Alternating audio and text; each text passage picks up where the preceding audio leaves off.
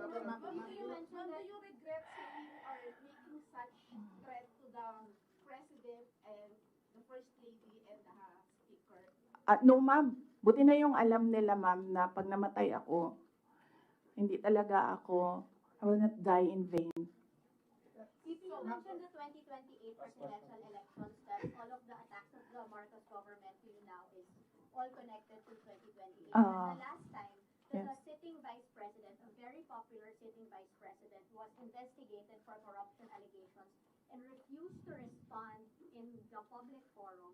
Natalo po siya sa elections, and I'm referring to former Vice President Jejomar Binay. Ma'am, are you concerned that your enemies would be able to turn public opinion against you and it will hurt any potential plans of you running for president? You're leading surveys as earlier. I've not seen the recent surveys, but yes, that is what they are trying to do, turn public opinion. That is the strategy.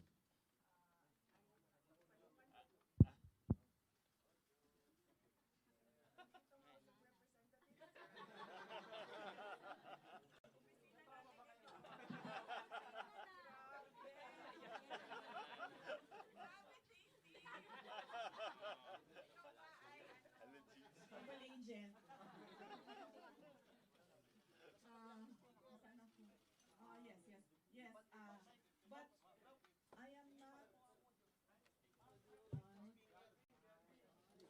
Yung mga may dito. Ala.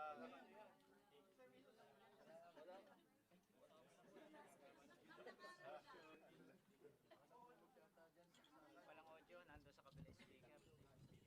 Baka may nabulot.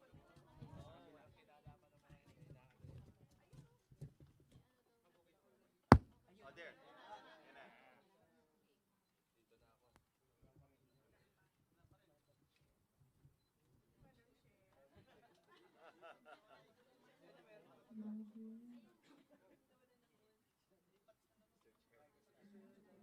Either ba yan ng... Ayan na. Yes. But yes.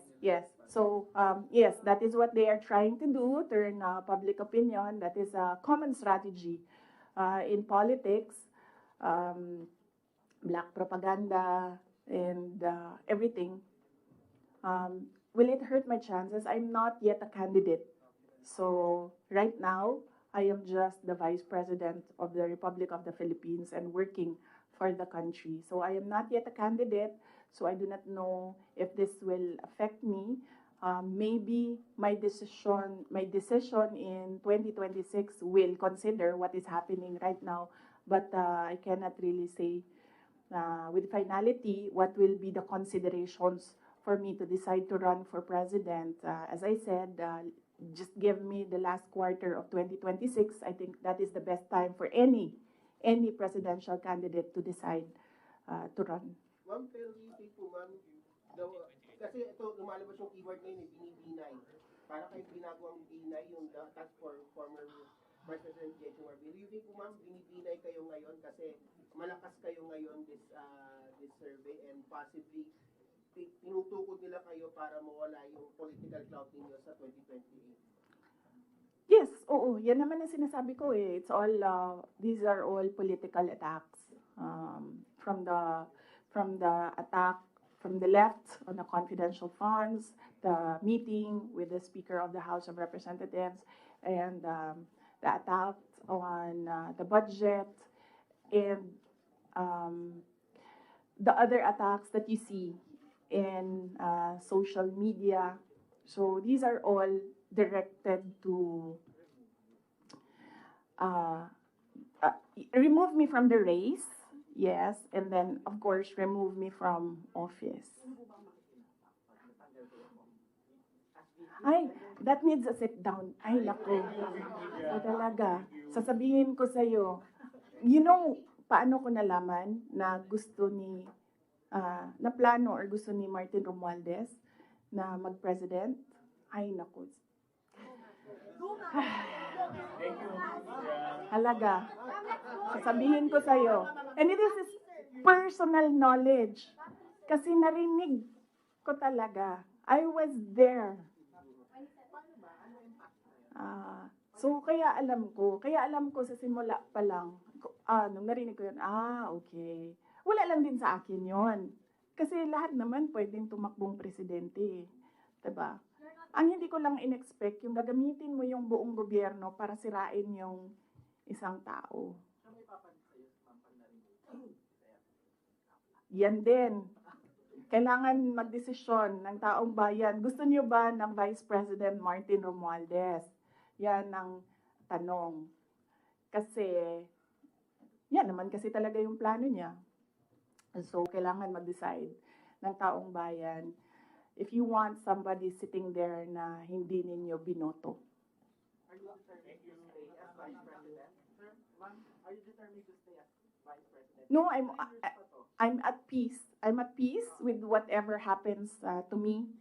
I've already accepted that whatever happens to me, that will be God's purpose for my life. So I am at peace staying and finishing my term because that is my contract with the Filipino people, and I am at peace going if I will be removed from office. Okay, thank you.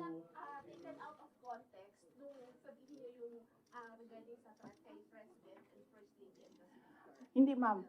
Ang tinake out nila of context is tinanggal nila yung kung yon. At iniwan lang nila yung gusto nilang gamitin.